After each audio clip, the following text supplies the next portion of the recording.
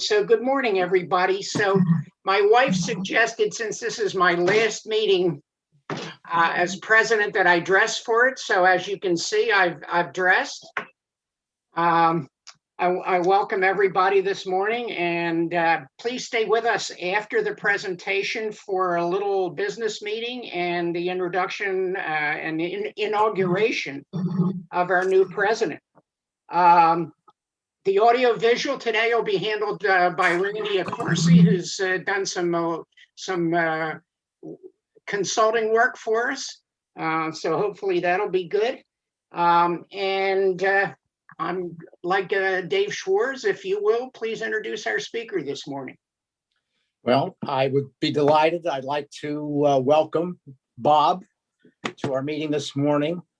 I was lucky enough to find him on the Penn Speakers Bureau at the University of Pennsylvania, and we've chatted over the recent months, and I'm delighted he has decided to come with us, and I hope you enjoy his presentation. I'm going to read a short bio. First, I'd just like to welcome Steve Chazanoff, who I met yesterday at a breakfast meeting near here in Voorhees. Welcome, Steve. I hope you like the meeting. And Dr. Kraft's bio. Robert Kraft earned a BA Philosophy and MA Biblical Literature, New Testament from Wheaton College in Illinois, and his PhD, Christian Origins from Harvard in 1961. He taught briefly at the University of Manchester in England before coming to Penn in 1963.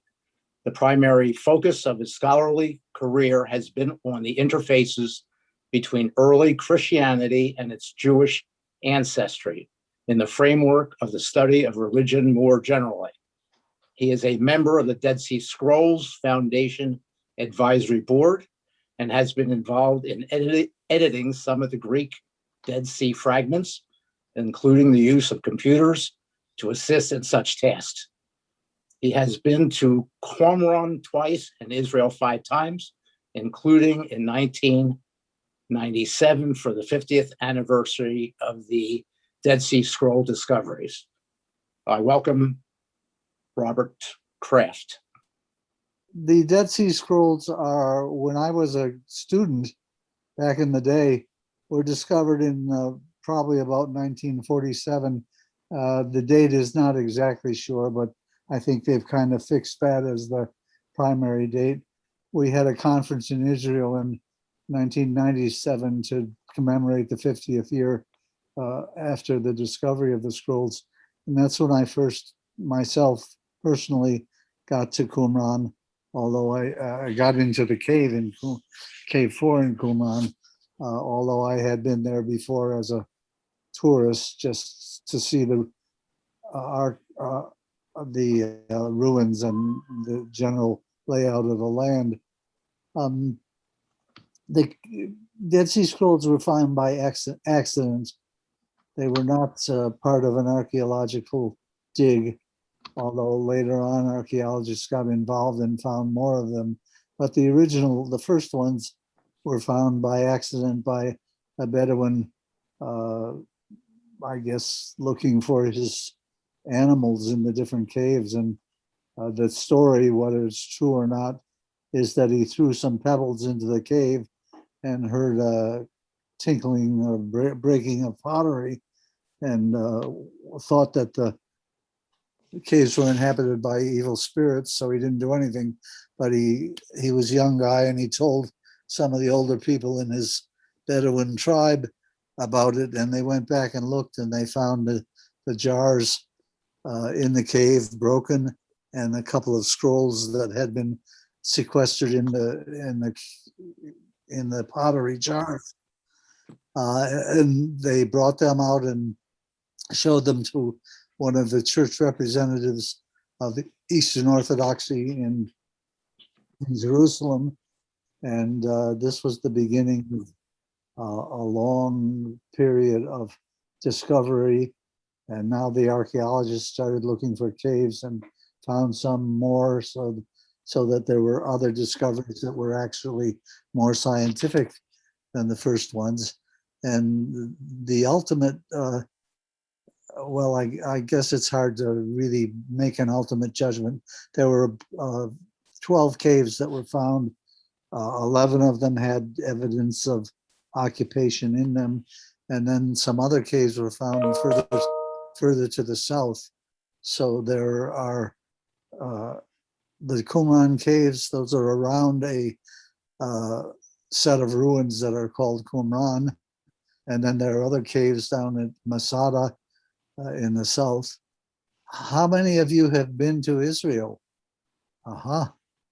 Okay, I see some waving. How many of you have been to Qumran? Oh, only one that I can see on my screen. So this will be maybe new for some of you, but it was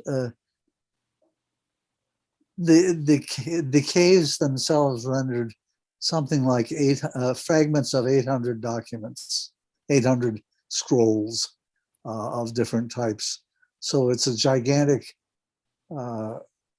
collection of materials, most of which were fragmentary. So 800 doesn't come close to talking about how many fragments. It's thousands of fragments.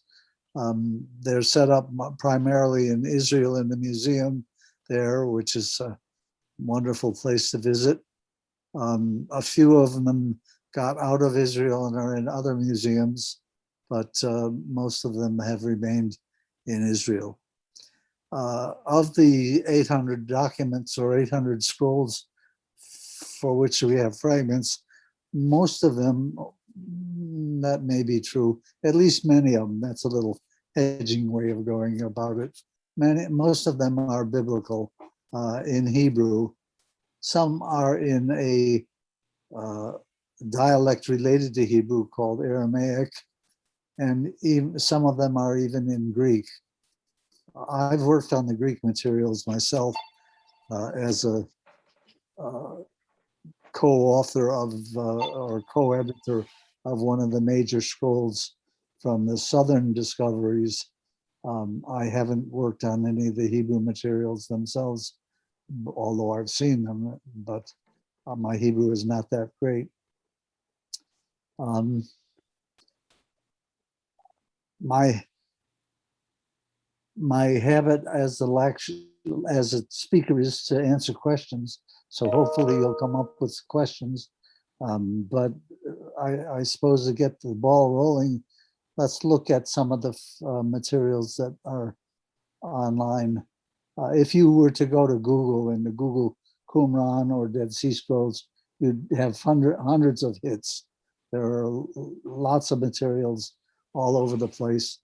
But we'll look at a few of the biblical materials and related stuff to prime you for asking questions. So Randy, are you Incidentally, Randy, I think, is going to bring up the website for us and show us some of the photos. Yep. Dr. Kraft, did you first want me to show sure. the actual cave 4 itself before you get into the other material? No, show my stuff first, and then we'll look at the outer view of cave 4, because then you can see where the different holes were. Okay.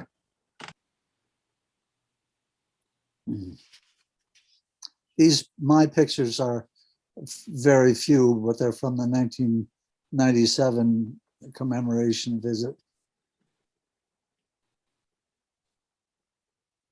These are some of the scrolls. Some of you perhaps read Hebrew. You might even be able to make out some of this Hebrew. Most of you probably don't, but it reads from right to left, if you wondered. And it's very similar to modern printed Hebrew, partly because when Israel was founded in the modern period, they tried to recreate the language in its biblical forms. So it would look something like this. This is square Hebrew. We'll see some other Paleo Hebrew, which is an older form of it later on. Okay, you can scroll down. the Ten Commandments. That's part of the Torah, of which many copies are found in the Dead Sea Scrolls. And then the Psalms scroll, there are many fragments of Psalm scrolls. In fact, there is an extra biblical, a non-biblical poetical work called Hodiot, of which many fragments have been found also in the Dead Sea Scrolls. The Psalms are very nicely done. This is a beautiful example of the writing, the spacing and so on between verses or between Psalms is noticeable there. Next. Paleo Leviticus. Now that's also Hebrew writing on the left of the Paleo Leviticus item there, but I can't read it, and you probably can't either unless you've been trained in ancient Hebrew. But that's the way Hebrew looked before it got written in the square alphabet that we just saw a minute ago. And on the bottom of that screen, Tefillin, phylacteries, as the Greeks call them, are ritual scrolls that sometimes got attached to doorways or to people's bodies, arms and foreheads and so on. It's a practice that still exists today, and it certainly existed back then, 2,000 years ago. And these are some examples. The scrolls in a phylactery usually are portions of the Torah, of the Mosaic books. Sometimes can be other things, but they're rolled up very tightly and attached to in different ways to parts of the anatomy or parts of the structure. Next. This is one of the Greek scrolls. This is one that I worked on actually, and the way we did it is we set it up electronically in our computers so that we knew what to expect. This is the Minor Prophets. This particular scroll is one of the Minor Prophets. And if you know any Greek, you can probably read some of it. Anyway, we set it up electronically in a computer form in order to see what would have been missing in between what's been preserved. And this is a scroll that was not found in the caves around Qumran, but it was found in the southern site, one of the valleys, steep valleys down near Masada. And the cave there was called the Cave of Horrors because skeletons, bodies were found in the cave. It had been decimated by the Roman army trying to put down the Jewish revolt. And so you had a big fire in the middle of the cave that burned up all the combustible materials there, including melting some glass and so on. But in one of the back corners of the cave, back where they had buried some of the dead, there were found these Greek scrolls of the Minor Prophets and some other similar materials. So it's quite exciting stuff.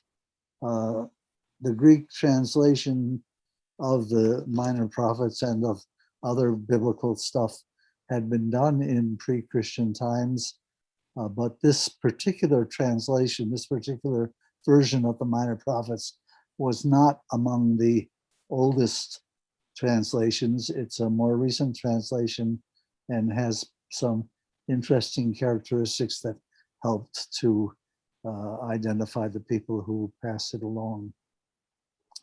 Those of you who have visited Qumran or have done any reading on the Dead Sea Scrolls have heard the term Essene for the theory, and most of the stuff that I'll talk about has people who object to the theories, but the main theory is that the Dead Sea Scrolls were written and left by a Jewish group called the Essenes. Where the name comes from is not entirely clear. There's a Greek word meaning pious ones that sounds like Essene, Hosios. There's a Hebrew term meaning doers or people who conduct themselves in a certain way, asa, which could be the background of Essene, but we don't know. We know that there was a group called the Essenes. They are talked about by our main source of information from that period, Flavius Josephus, a Jewish historian, author, who died around the end of the first century, maybe around 97, 98. But he left us several works that talk about the history of the Jews and of his time. So he mentions among the Jews, there were four main groups that he mentions. The one that you've all heard about, the Pharisees, the Sadducees, and the Essenes, and then another group to whom he doesn't give a name. And he describes the Essenes as living in isolation, so that fits in with Qumran, living in celibacy, which maybe fits in with Qumran, although several graves were found in the area of Qumran, some of which were female graves. That is, the bones in the graves were female.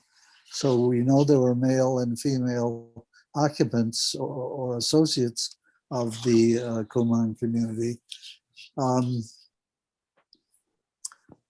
What else? Josephus says that these people lived in isolation, lived without wives, and survived for hundreds of years without propagation in their community.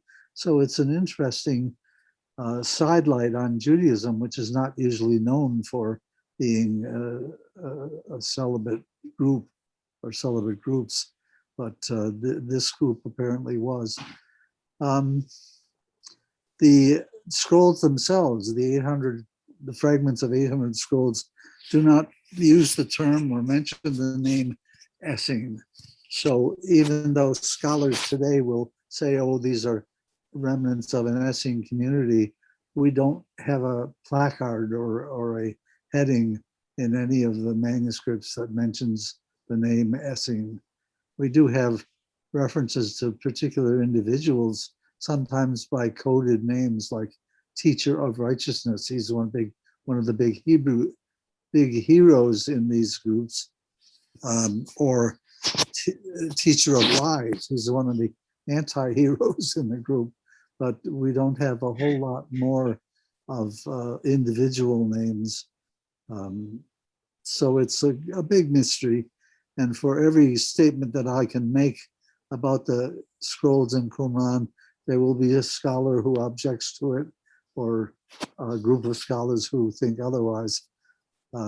For example, Larry Schiffman, an important Jewish scholar in New York, has written a book arguing that the background of the Qumran community and the scrolls is Sadducean, not Essene, not Pharisee, but Sadducee.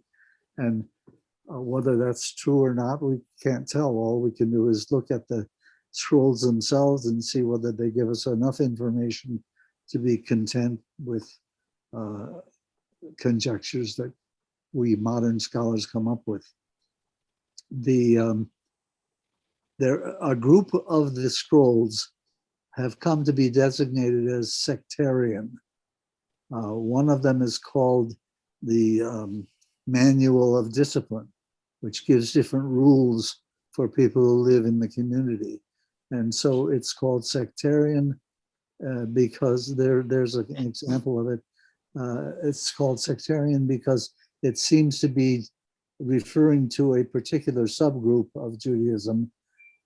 As I said, most scholars would call them Essenes.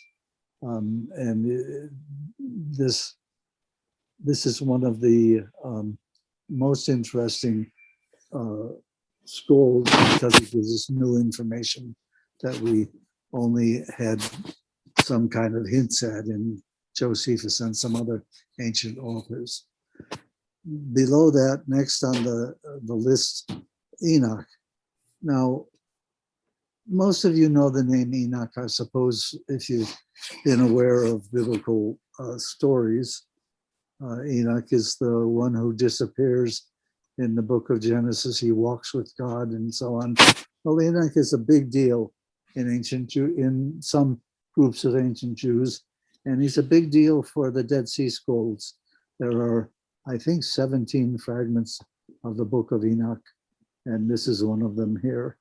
The Book of Enoch claims to be written by, or written about, no, I guess written by the ancient figure of Enoch, and it's mostly apocalyptic. Now, that's a term that you might not use every day in your life, although you've heard of the apocalypse and things like that. Apocalyptic generally means revealed information about the last times. And the Book of Enoch will talk about the last times. And in fact, there'll be a Dead Sea Scroll also. Well, the next one on the list here, the Apocryphon of Daniel, will be another apocalyptic writing that's like the Book of Daniel, has material in it about the last times. And then underneath that, the Book of the War is one of the most interesting because it claims to be talking about the war between the sons of light and the sons of darkness in the last days. So you do have this dualism of light and darkness talked about in terms of armies and military encampments in the book of in the War Scroll, and there are other references of that sort in the Manual of Discipline and elsewhere, where the good guys are described as, of course, as the children of light, and the bad guys that they're fighting are described as the children of darkness. The next slide, or the next thing here, is just illustrating that the scrolls are not all biblical or similar to biblical. You'll hear the term parabiblical, meaning similar to biblical, or even deuterobiblical. We search for terminology to explain. For example, the Dead Sea Scrolls have numerous fragments of stuff attributed to Moses, which is not biblical. They have Moses as a author or a subject of material that goes far beyond what you get in your biblical manuscripts or in your Torah. So this illustration of a legal papyrus is trying to make the point that there was more going on than just reading and writing literature like the Bible. These are like the Manual of Discipline. These have to do with rules of life. And then coins were found. Well, coins are the most frequently found things archaeologically. So we don't have a great rush, although we don't have a great rush of coins in the caves were inhabited and used by people who had coins, and some of the coins got left. There's a couple of examples there. And then down the bottom, you have strap-on sandal showing a little bit about how the people protected their feet in that area. Last night, I'm trying to think of what are these people going to ask me, and one of the things that you were going to ask me was about the archaeological discoveries and archaeological interpretation of the materials. And I couldn't think of the name of the main archaeologist who's written on this. She's actually a friend of mine that I couldn't come up with her name last night. But anyway, Jody Magnus is her name. And if you were to do a search of the internet for Qumran archaeology, you'll see her name all over the place. She's even written a book on the toilet habits at Qumran, tracing where the residents of the community walked to outside the community to go to the bathroom. And she looks for remnants of sandals and of shoe nails and things like that in order to see how people conducted that part of their life. And it's fascinating because these people were very much sold on living what they considered to be a pure lifestyle. And so they didn't have privies and things in the community. They walked outside the community bounds in order to do natural functions of that sort. So here you have an example of a shoe that would have been worn by one of the people who get called monks. They're not really monks, but the parallel that we have in the modern world would be a monastic community, so on. Okay, well, is there anything more on this site down below? I guess not. So we can go to another site. Oh, we can explore the full archive. If you were to go online and look for Qumran or Dead Sea Scrolls, you'll see that the Library of Congress in the United States had a magnificent, large exhibition many years ago that's still available online, and several other libraries have exhibitions that are available. So there's all kinds of stuff that you can see.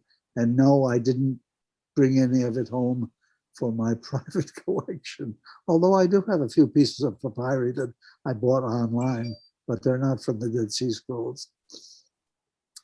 I'd like to have entertained questions, and that'll wind me up on all kinds of other stuff.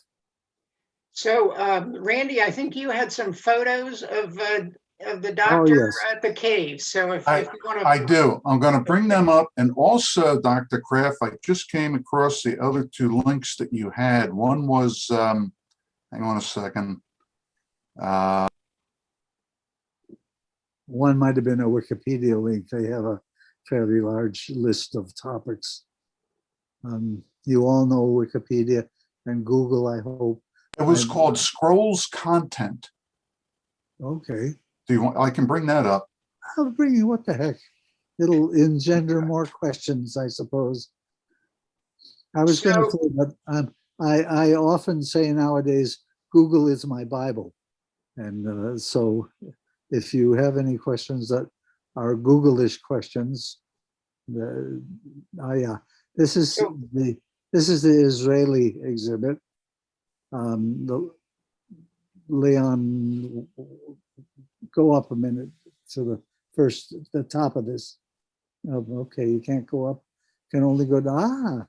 There, go one more. There, Leon Levy, Dead Sea Scrolls Digital Library. Leon Levy funded the creation of the digital library in Israel. And it's a great site to go to. As you can see, you can look for featured scrolls, which is what we have here. On the left, you can go to historical background or timeline or whatever. One of those left-hand links probably shows a map of the scrolls caves. There are most of them around the area between Jerusalem and Jericho, the northern part of the Dead Sea Scroll, of the Dead Sea. Although, as I said earlier, a few of the findings were down south, quite a bit south of the caves, the Qumran Caves. Here we go, beautiful. Okay, you see Jerusalem. You draw a line from the top of the Dead Sea left to the Mediterranean, and a third of the way across is Jerusalem. So there it is. If you take your bus, a tour bus or a bicycle or walk, you can get to the caves right there at the northern part of the Dead Sea. And Qumran itself has a view. You can look from Qumran and you'll look over the Dead Sea. And as you move down south, I forget what the distance is, but it's several miles as you go down to the next site. And then even further down, you have other sites. So you've got mostly up the top there caves that are near the Qumran community archaeological site. And then further down, you're closer to the place where the Jewish rebels held out until the year 73, and then finally succumbed to Roman armies trying to put an end to the Jewish revolt of 70 to 73. So you've got a large area. If you were driving, you have a nice roadway you can drive down along the Dead Sea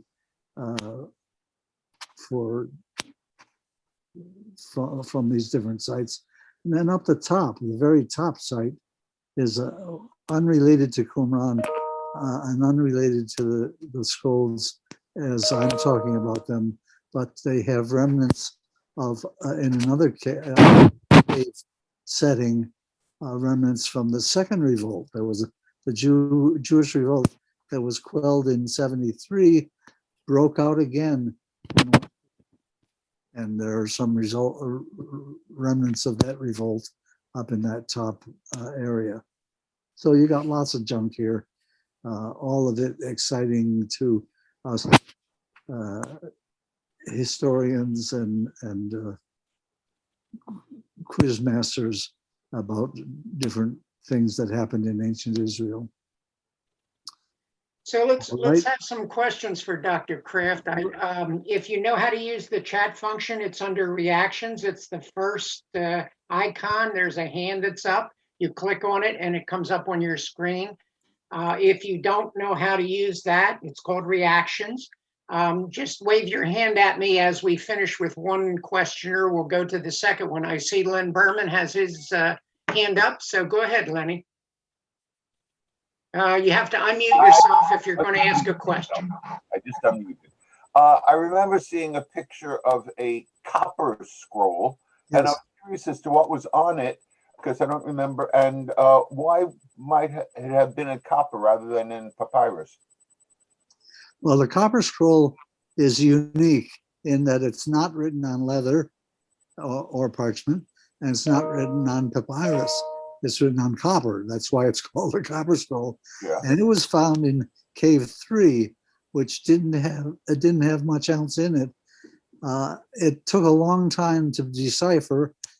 Scholars who worked on it think that they've been able to decipher enough of it now to say that it is a list of treasures that may be treasures that were taken from the temple before the Romans destroyed the temple, or other related treasures that were hidden in different ways, different places around the Holy Land.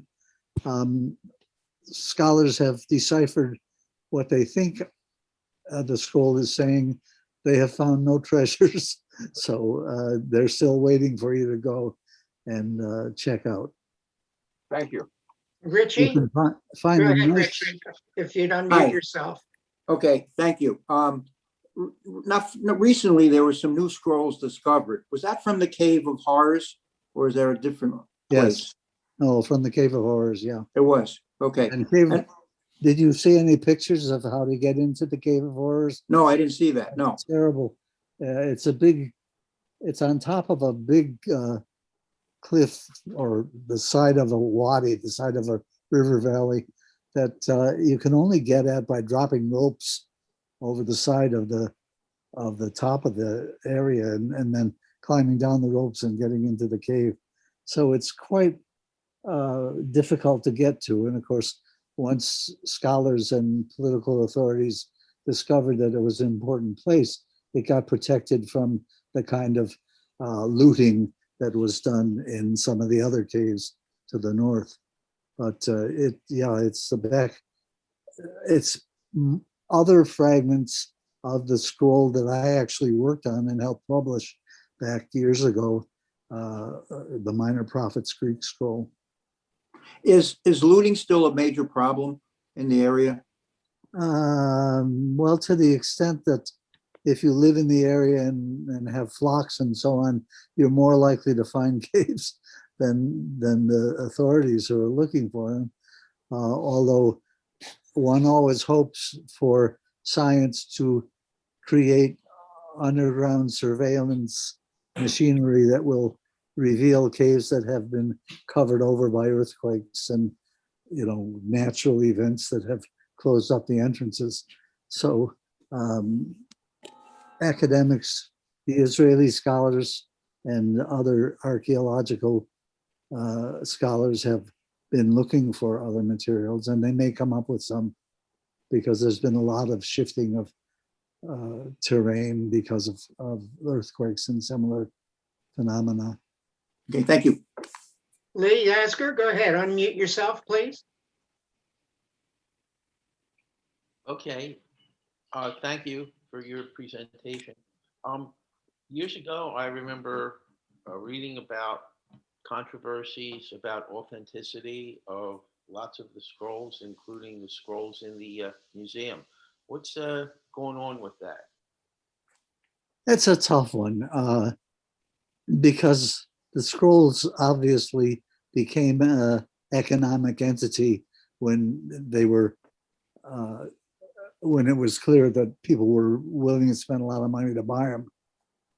So you have a kind of economic framework for, in fact, they back in the day when they were first being bandied and sold, and there were advertisements in the Wall Street Journal for scrolls being sold, and they were sold by the square centimeter of text.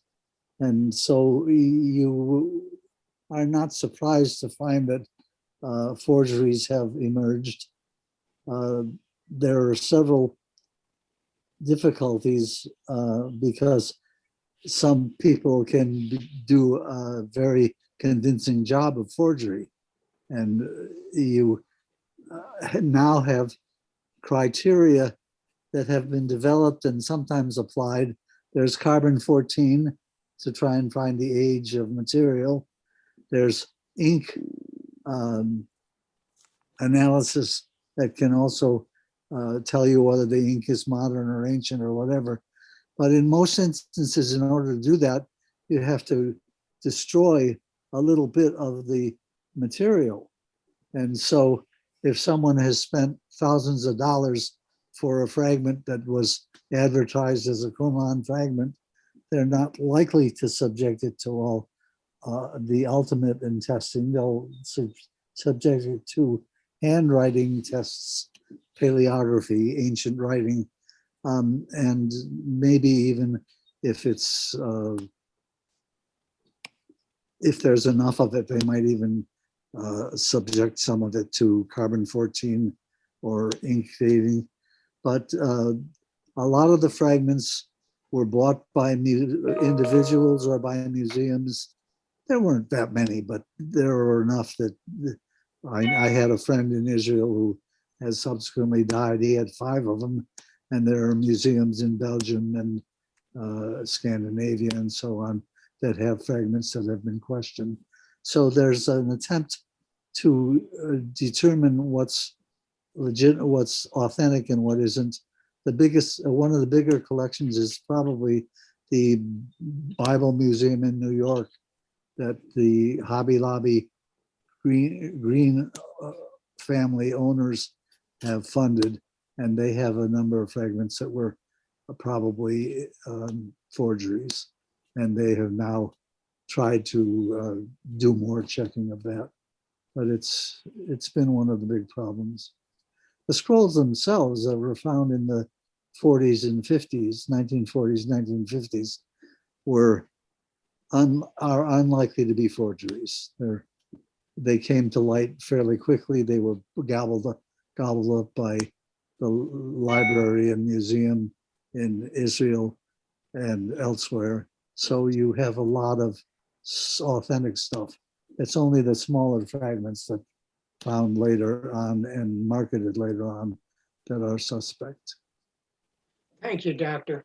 Mike Perloff, did you want to go ahead and ask your question that's on chat? Unmute. Mike? No? I've got 3 questions. Is there controversy still with the Palestinian Authority over ownership? That's one. Second one, Yes. yeah. Did the Dead Sea Scrolls match the Bible? And is there any mention about Jesus or a Messiah by any name. Well, your Bible apparently is the New Testament. They matched the Bible, but not the New Testament. There was one claim that a Greek fragment might have been from the Gospel of Mark. It's been pretty much disproven by now. So the closest you come to Christian material or Christian parallels would be the teacher of righteousness being similar to an image of Jesus. But there's nothing that is, any more specific than that general type of parallel. And Thank you. Go ahead. And the other thing that's very important from the Dead Sea Scrolls is that these people who wrote and left the scrolls were looking for the end times and waiting for God to burst onto the scene of humanity and get rid of the teacher of lies and the children of darkness. That's very similar to the end expectations in some of the early Christian material. Some of the New Testament material is similar to that. Thank you. Thank you. Randy? Did I answer? I only answered 2 of your questions. I don't want you to feel robbed. You did say yes when it came to the Palestinian Authority. I thought that counted as one. Yeah, well, that's got a larger story to it, as everything does. Nowadays, we are much more concerned than we were years ago with the ownership of ancient objects that are found in Egypt or Israel or Asia Minor or wherever it is. So you have the fact being that the Qumran Caves were in territory that was Jordanian controlled or owned at point in history. And so and in fact, the question about the copper scroll is interesting because you can go to Amman, Jordan now and see a wonderful reproduction of the copper scroll that the Jordanians did, and they will claim ownership of it and probably have a case for ownership in the modern world where geographical distinctions are paid attention to. Sorry. If you get me going on any of these, you may maybe hear the rest of the day. Randy, did you have something? I do. Actually, I have one question. Before I ask the question, when I'm done the question, and I guess maybe with Len, Dr. Kraft, do you still want me to show those 4 pictures of the? Absolutely. Okay. All Of right. I'll wait till the course. questions are done and then I'll bring Absolutely. it up. My question to you, Dr. Kraft, is the Vatican in possession of any of this, any of the scrolls at all? Not to my knowledge. Okay, because they have so much Knowing what's Jewish in the material. Vatican, they have so much material of all kinds, but I do not recall any claims of Dead Sea Scroll materials. They could have bought some from the Greens. Okay. Thank you. Lenny? Go ahead. This teacher of lies, Dr. Kraft, is there any relationship between this idea of teacher of lies and the development of Satan into Christianity?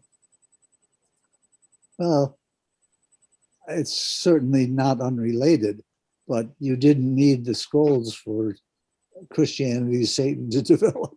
Yeah, but is the concept of Satan originally just as the one who stands in the way developing into a physical manifestation of the accuser as the teacher of lies? Well, it certainly would be related, but it's much earlier than references to Satan in the New Testament. It's an interesting question because some of my recent research has been on the Antichrist image, which gives a lot of substance in its use in early Christian sources. picks up on these themes and develops them into much more human and concrete forms. But the teacher of lies, yeah, he's pretty human. There's certainly, you could do a graduate school paper on that theme, and it would be very interesting. Okay. I'm not sure I did more than evade your question, but you learn to do that. Well, you know, Satan first appears in Job, and then the Hatan in with Balaam, and I was just wondering, at what point did this concept of the adversary who stands in your way morph into the concept of a Satan? And is this teacher of lies, which I've never heard of before, part of that evolution? Yes, that's certainly part of the evolution. If you're asking me to pin it in somewhere on the chain of development, that's difficult. Okay, I won't ask you to do that then. But thank you. Thank you, Doctor. Any other questions? I don't see any hands. If I think Dick Knopf has something. Dick Knopf, okay. Unmute. Yeah, Dr. Kraft, are you, first of all, I assume you are still teaching at the University of Pennsylvania? No, I haven't. After 50 years, I retired. Okay, do they ever call you back to? Well, we have a make group. presentation? We have a group called the Philadelphia Seminar on Christian Origins, which Right. I founded with a colleague of mine 50 years ago, and it still exists, and it meets 4 or 5 times a year, usually at Penn. So I'll come down for that, but no, they don't come looking for me for other reasons. Library maybe wants to know when I'm going to give back the books that I borrowed or things like that. Right. Did you find the study of Christianity and Judaism? That must have been very fascinating, I would think, especially some of the classes that you gave. How long were you an instructor, a professor at Penn? 50 years. Wow, incredible. But I don't look a day over it, right? Yeah, neither do any of us. But I was just wondering, studying Christianity as a Jew, I mean, obviously you were approaching it from a historical and a theoretical or religious point of view. Did you find, I don't know how to explain it myself. Did you find it difficult or just very enlightening to do that? I don't know if I'm making any sense, but. Yeah, and it's not difficult at all. In fact, it's necessary because Judaism is an offshoot of, early Christianity is an offshoot of the Judaism of the time. And that's why the Dead Sea Scrolls are very important for understanding how Judaism produced various groups like early Christianity. So that's not difficult at all. My teaching before I got to Penn was at the University of Manchester in England, where I also was teaching in the same areas. And like most major universities, they had other people in Hebraic studies and Greek studies and Christian studies. So it's been there's nothing unusual about it. It's quite Common. important. All right, thank you. Dr. Kraft, I thank you for the club for the very informative presentation. Hey, Ed, just to interrupt you. Oh, I'm Just sorry. Go interrupt ahead. You want to show the photos, Randy? Yeah, I think, Come on, I want to these- see me in Cave 4. yep, I'm gonna bring them up. Here we go.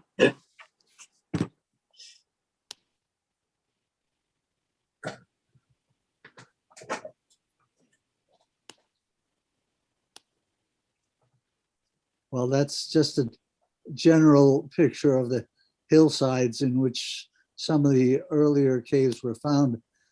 Cave 1 and 2 and 3 and 4, no, not 4. 1, 2, and 3 would be like that, just little slits in the rock. This is how you would get into cave 4 nowadays if you went over and were allowed to go in.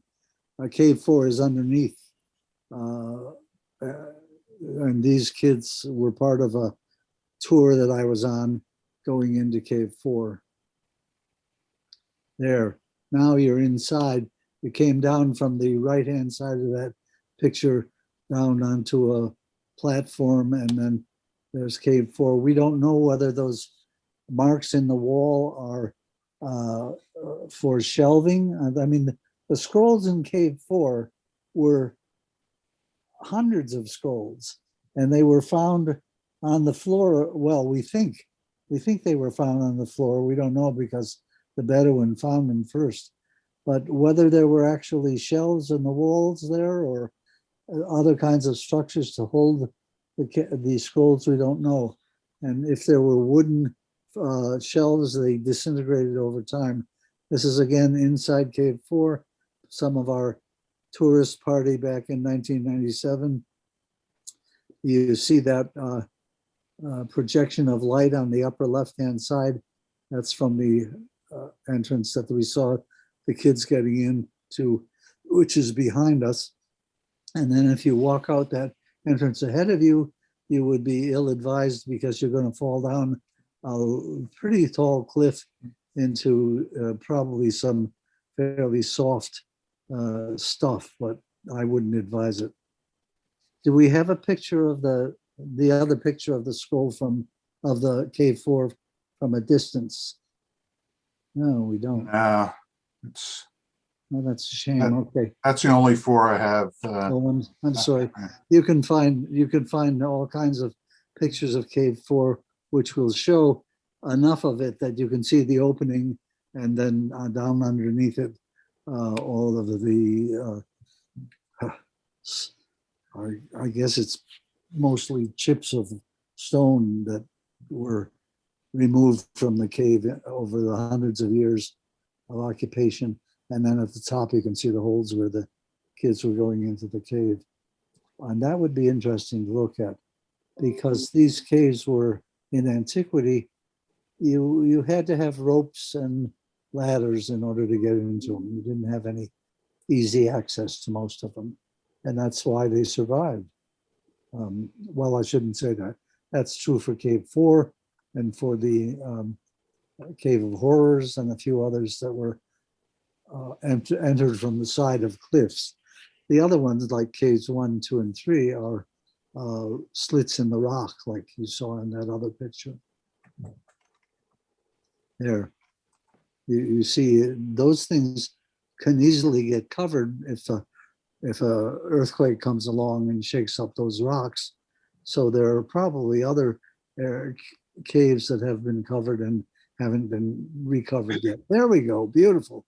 That middle cave 4, you can see at the top above the opening, you can see where the kids were going through. So to get at that cave, the picture is being taken from the Qumran ruins, the community where the people lived. You can walk around to the right and back on that little ridge and then get into cave 4 that way. But I don't think that's how they got into it in antiquity. And you saw how tall that opening was in the inside cave pictures. So it's what, 4 or 5 heights of that opening down to the bottom. So if you were to jump out of that opening, you've got a fall of 30 feet, 40 feet till you hit the bottom. Some excavation has been done, and I hope more will get done of the stuff underneath the opening, because in antiquity, when the Bedouin, no, sorry, in the modern period, when the Bedouin got into that cave and pulled out the scrolls, they probably dropped some fragments, which will be in that gnarly stuff underneath. So I don't know how far the project has gone, but there was a project to sift that stuff, looking for other fragments. And that would be similar to what you read about recently for the discovery of other fragments in the Cave of Horrors. You may have other fragments in underneath the openings to these other caves. Okay, thank you, Doctor. I'm going to take one last question. Ed Melman? Yes. My question was that I believe that over at Harvard there was a scholar who had a lot of the Dead Sea Scrolls fragments and held up any of the research and any of the publications for many years. Ed, I don't think I'm not hearing you well. I don't know if the doctor is. Doctor, No. No, I'm not hearing you. maybe you could turn up your sound. Now. Can you hear me? Yes, that's better, I think. Okay. My understanding is that for many years, the publication of the Dead Sea Scrolls was held up by a scholar at Harvard who kept it under wraps. Has everything been revealed, and is this all pretty much public now, or is it still being cataloged? I think I'm hearing you ask about what's left to be published or what hasn't been published. I can't really hear. I'm sorry. Are you able to hear me any better now? Yes, that's a little better. Okay. My understanding is that there was a scholar at Harvard, a Christian scholar, who basically kept everything under wraps and did not publish for many years. Has everything been revealed now? Is anything being held up by scholars who are concerned about revealing something they don't want to be let out?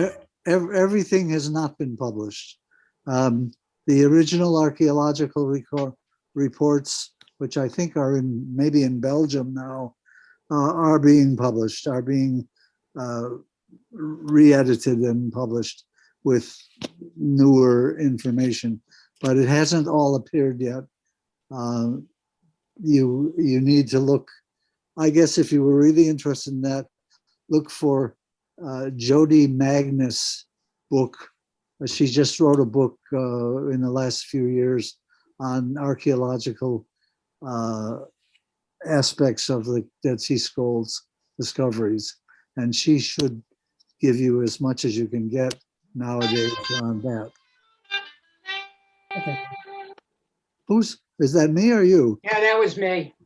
Oh, okay. Did I come close to answering your question? Don, hang on. Yes. Thank you, Doctor.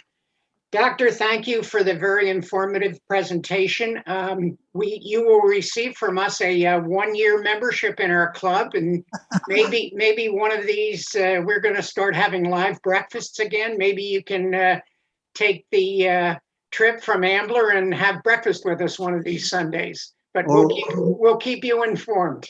Or the trip from Ocean City. Or from Ocean City, if that's better on the way home. But then I'll have to have a shirt. Well, we can probably do that. We can probably rent you one. There you go. Okay. Well, thanks again. It really was very informative, and everybody, thank you. Thank you very much. Thank you. So if you want to stay with us for our business meeting, you're more than welcome. If not, I'm going to turn the gavel over to our new president, Philip Goderoff. Philip, here's the gavel. Did you get it? Okay, I'm going to leave. All right. Have a nice day, Doctor. Thank you. And Phil, there's our new president. I did indeed ask the JCC if they had a gavel in their lost and found, and they said they'd get back to me. Okay.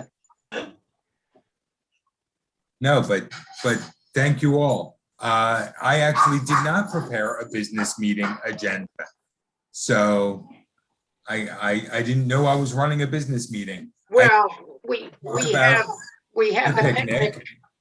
Don, are you still on? I know we need to talk about the picnic. If anybody has not yet responded to Don, we've got to get an answer from you in the next couple of days. but please try to come. This will be our first in-person get-together, and certainly well worth, the 20-minute trek out to see Red Bank. Phil, if I could just comment on it real quick, because I have to leave. Please. Yeah, please. Marty, I want to have to confirm with you, but I'm counting closer to 75. So we'll have to get together.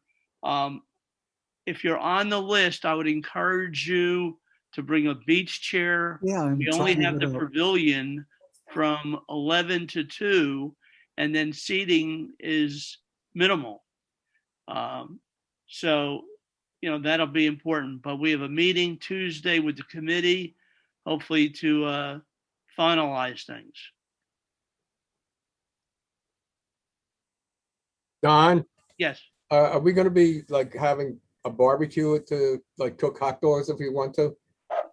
Marty and I are working on that. Kosher hot dogs. Thanks. Anybody have any questions for me on that? And Mike, did I see your name at the bottom of the Dead Sea Scrolls? Yes. That is true. I helped Bob Greenberg with it. Don? You were co-authors?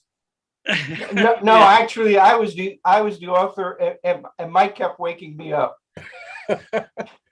Well, that's the dead part of it. That's right. Don, And Phil, the other thing is fantasy football is going strong. We have our draft after the meeting in August. But if anybody's still interested, they could contact me. Hey, Don, Yes. did I hear correct? You're providing Eagles canned Budweisers? Absolutely. and So, I'm not showing up. so just to let everybody know, we are working on our first live meeting for the end of August. Dave Schwartz has a speaker for us at the end of July, and we're working on a meeting live somewhere at the JCC, whether it's outside, inside, yet to be determined.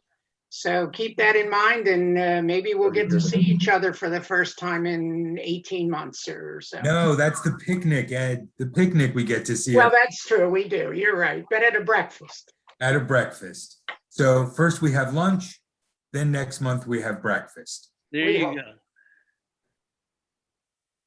Does anybody have anything else to report?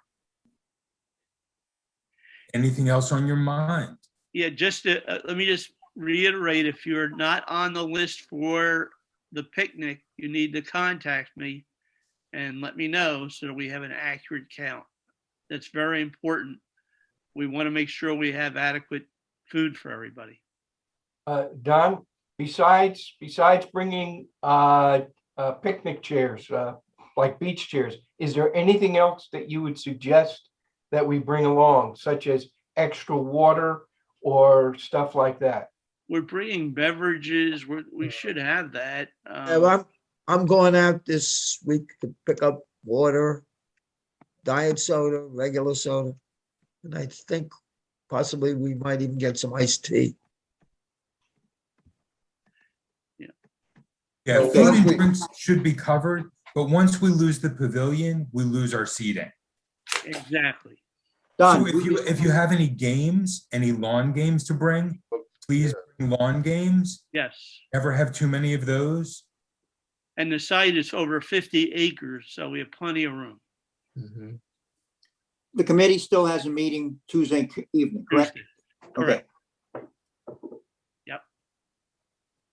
We're having a program, right? Like a little welcome to everybody.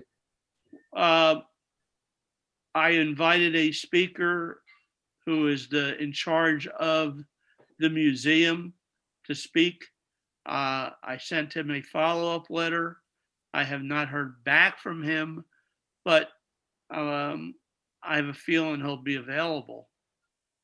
I mean, when the members come, and I assume we'll have some people that may or may not have participated in the meetings for the last year and a half, roughly. we're going to do something as like a recap of the last year, how we've been doing things, because it's important with the wives and that are going to be there, so they learn something about the men's club, and they'll give the husbands probably a little kick in the ass to come to meetings. Well, that'd be Mike, Phil and the board.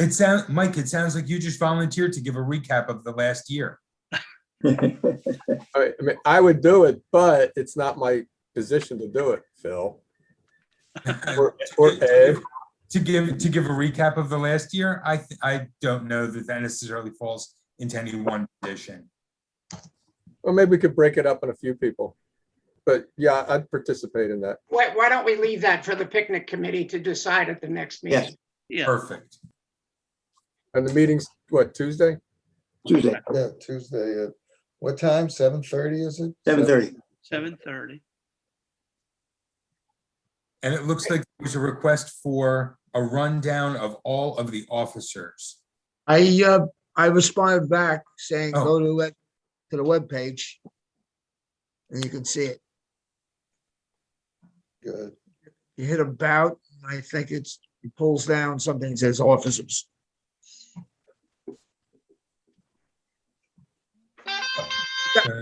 Hey, Don? Yeah. Don, if you don't mind, include me on that meeting, send me the invite so I can, talk about what you just mentioned here for us, Okay. the recap. And you'll also talk about the Dead Sea Scrolls, or? I'm still, I got this limited salt diet, so it's very difficult. You don't like to go in caves. I'll make sure you're on it, Mike. Spelunky. How they got in there is amazing. Anyway, Excellent. Anybody else have anything they'd like to bring up? Actually, Ed, do you want to mention the flagging that we did 2 weeks ago? The replacement of the broken veterans. Yeah, well, we were the only ones doing it.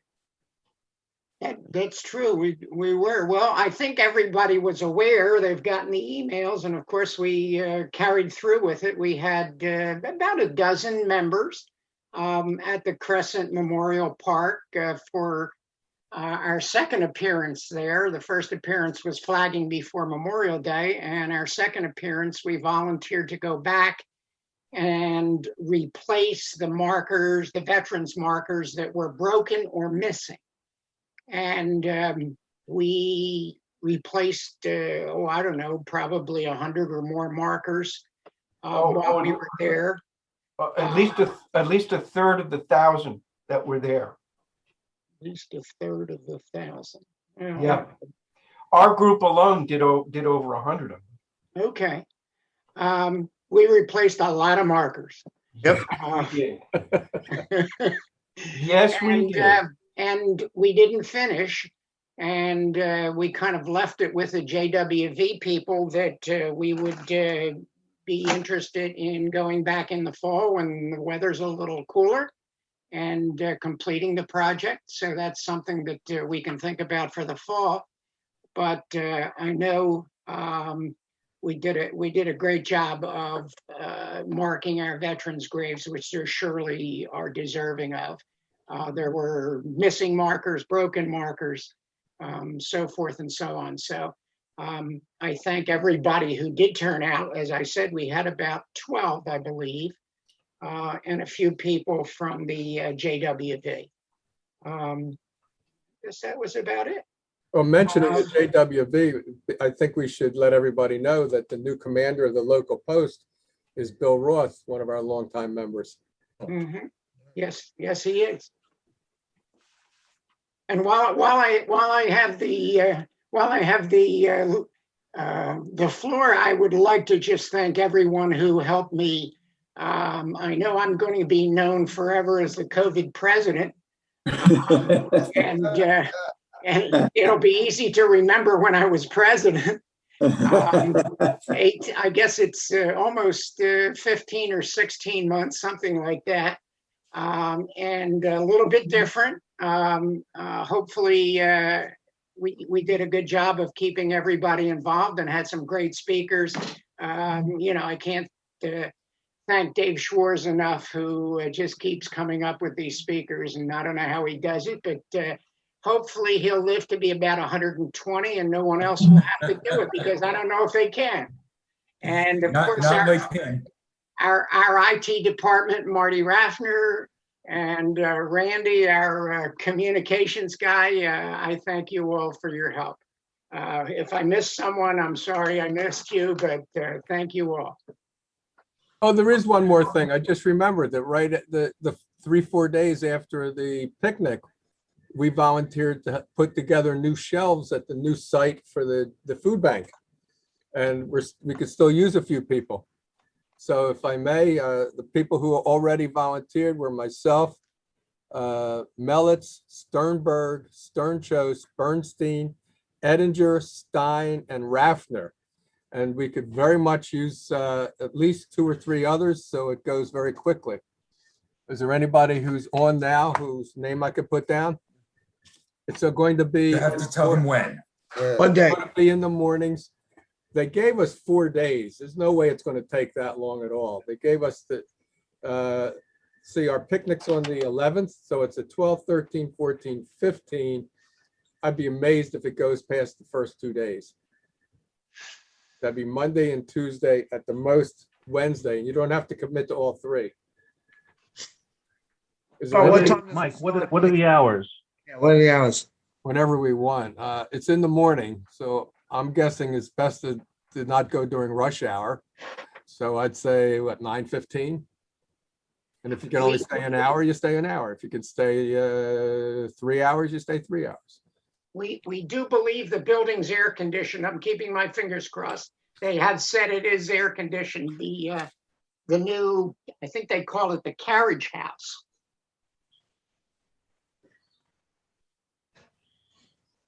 That's it? That's it. Nobody else all thinks she they wrote. can come. You don't have to be a master mechanic for this. I mean, basically, if you're not sure what you're doing mechanically, you're just going to help the guy who does know what he's doing and put together a shelving unit. And I guess if you come, if you want to bring a mallet with you and maybe a gardening pad, when you kneel down, it makes it a little bit easier. And a mallet, we'll have some mallets, I'm sure, but if you come, bring a mallet if you have one. And if you do that, so they don't get mixed up when we're sharing them, put your initials or name on a piece of tape and wrap it around the handle or something. What were those dates again, Michael? The 12th, 13th, 14th. Of July? Correct. Where are we meeting? I would say meet there. They have a parking lot. Well, Mike, you'll send out something to the people who Yeah, sign up. set something around. Michael, put me down and send me something so I know where this place is and things like that, please. Okay. Thank you. It might be helpful to send it out to the general membership as a just in case.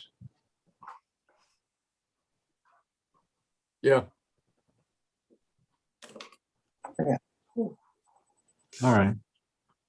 Excellent. Hey, Dawn, picnic meeting is what, Thursday, 7:30, 8:30? Tuesday. Tuesday. All right. Dick, are you still there, Dick?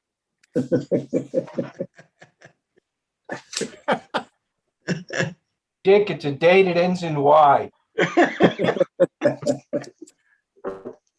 I'm sure a reminder will go out right before the meeting. That's what I need. Yeah, Okay. good idea. Everybody, thank you all. Here. Okay, welcome aboard. We'll see you all in person July 11th. And then we'll have our last, hopefully, Zoom meeting in the end of July, I think July 25th. And then our first in-person breakfast back in August. Thank you, Mr. President. Can't wait to see you all there. It'll be a party. Thank you, everyone. Thank you. Thank you. Bye. Thanks, Ed. Have a wonderful day. Well done. You Too. too. Thank you very Take care. much.